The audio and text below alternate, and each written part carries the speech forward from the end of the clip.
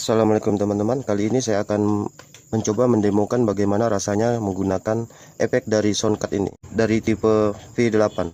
Di sini saya akan memperlihatkan bagaimana cara penggunaannya sekaligus memperdengarkan seperti apa rasa suaranya jika soundcard ini kita gunakan sebagai efek dan kita kolaborasikan ke mixer sebagai efek.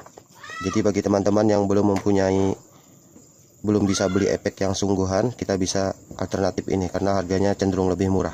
Langsung saja. Di sini saya menggunakan dua kabel penghubung.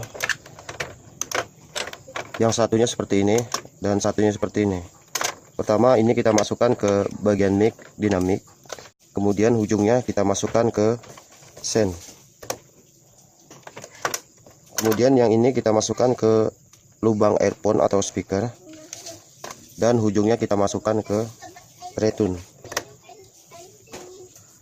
Atau jika teman-teman mempunyai tipe mixer yang lain, kita bisa mengakalinya seperti bagaimana kita menggunakan efek pada umumnya. Kemudian ini adalah output ke speaker atau power ampli. Kita colokkan ke sini. Kemudian ini input mic, kita colokkan ke salah satu channel kita. Kemudian juga ini input musik, kita colokkan ke salah satu channelnya. Ini juga bagian RL. Kemudian juga ini kita colokkan. Ini juga kita colokkan. Ini juga kita colokkan.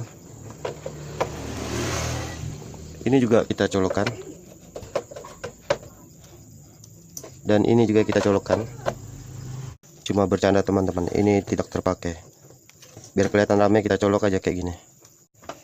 Kemudian ini musik kita sediakan menggunakan sebuah komputer.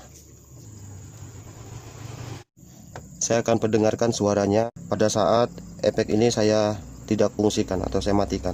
Suaranya seperti ini. Cik cik satu cik satu, dicoba. Itu tidak menggunakan ini. Kita tutup di sini. Kita coba buka seperti apa rasanya.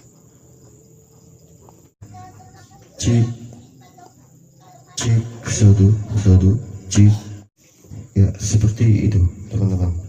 Cik satu, halo cik. Oke, dan di sini saya akan mencoba mendemokan hasil dari rekaman menggunakan efek.